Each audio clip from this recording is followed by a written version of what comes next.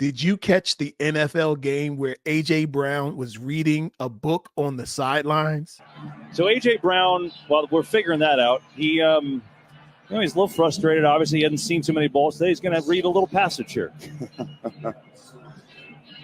Yeah, I haven't seen too many people read books, but I've seen a quarterback eat a hot dog. At first glance, people thought that he was upset, but it turns out he was doing something powerful. He was managing his emotions in real time. Let's talk about what we can learn from this and how every man can apply these tools.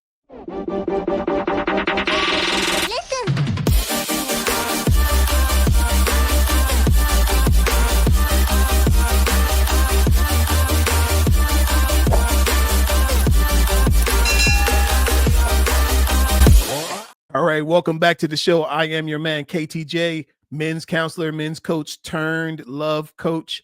And today we're talking about men managing their emotions. Yes, I'm an Eagles fan, but this is not particularly about the Eagles.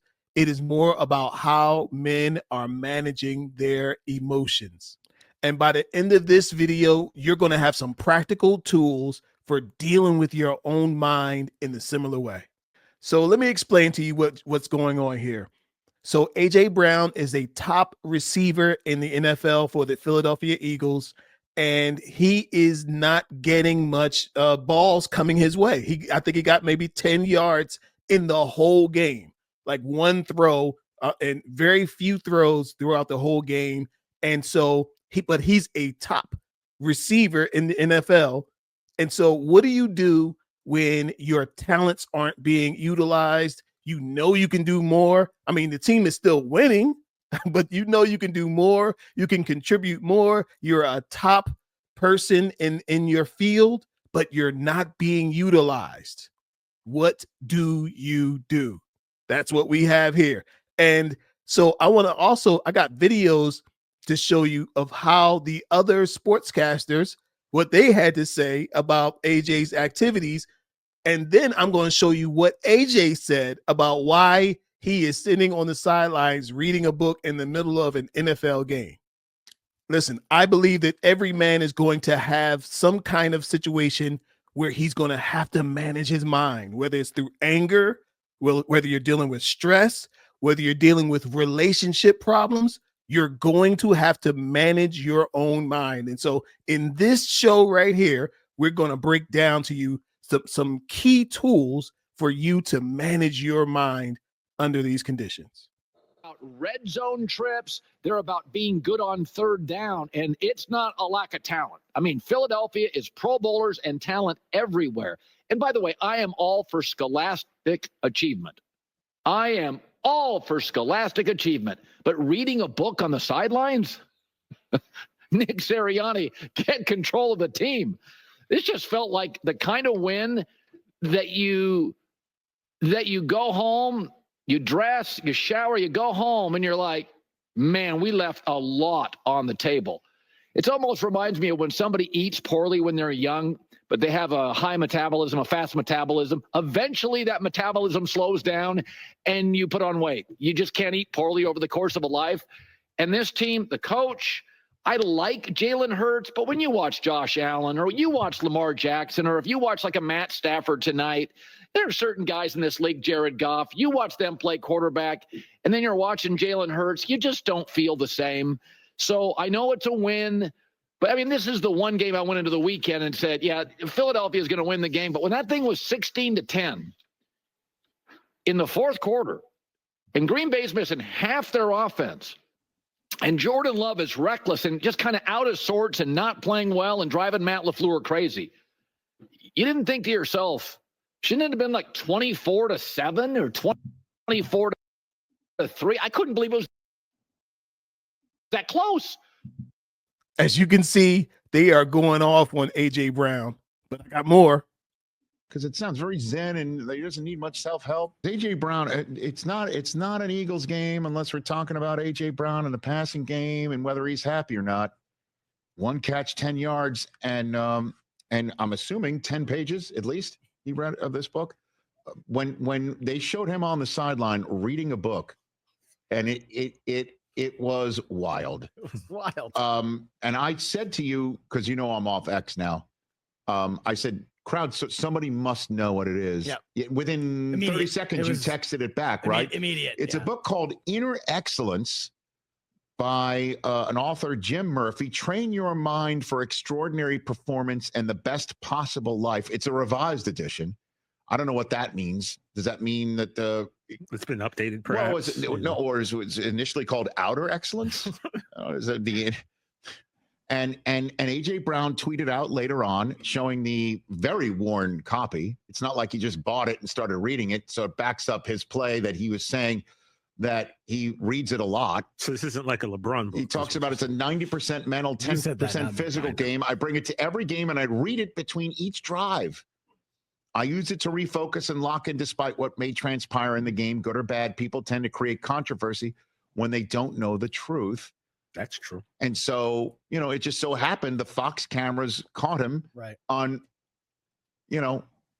late window Fox for an NFC East home game in the playoffs is, from a team in the Northeast. That's a whopping number. Oh, yeah. For a rating. So they caught it. And so now the conversation afterwards, like, is AJ Brown unhappy with the passing game again to the point where he is busting out a book? Remember we talked about with Jerry Seinfeld when he was here, how I talked with him about the GIF that we send everybody. That's a shame. That's a shame. Where he's eating popcorn. And he pointed out, like, what I guess act can show off that you couldn't care what less? Is that the phrase? Right? That what's more of showing you that it doesn't faze you than eating popcorn, or I don't care what you think, then I'm eating popcorn. Well, right underneath that might be reading a book. Like if you're going on a take, right, and you're being impassioned about it, and I bust out a book. Oh my gosh. I'd throw something at you. You know what I mean? Like, hey, I'm not paying attention. I don't care. I'm in my own world. I am, I'm not going to be part of anything. I'm out. See, right there. See, but he's reading his own book. Are you reading a book now, Mike? Yeah. What book is that? It's I don't even know. All right, whatever. All right, so they are not happy that he's reading a book, and they are equating his reading the book to being frustrated because he's not getting the ball. Is that true? Well, you know what? Let's hear what AJ has to say about it. That's a book that I bring every single game. And, my teammates call it a recipe. That's the first time I heard that y'all got me on camera. But that's not the first game. It got a lot of points in there. It's a lot of mental game, a lot of mental parts about it. And, but for me, this game is mental. I physically believe I can do anything and everything, but, I got to make sure my mental good. It's something like how I refresh every drive. Regardless of if I score a touchdown or I drop a pass, I always go back to that book every drive and just refocus, and nothing matters, nothing happens, and just relog back in. Were you frustrated when you were reading the book? No, I was not frustrated at all. I figured that's what y'all probably thought. I wasn't frustrated. Why y'all always think I'd be frustrated? I read the book. I read the book. Yeah, I like to read. All right, so that's AJ Brown. So that's what he had to say about it. So let me tell you what I have to say about this. I got a few myths that I want to debunk on this topic on suppression. I got a few myths that people really think is true, but it's really not true. Let's talk about it.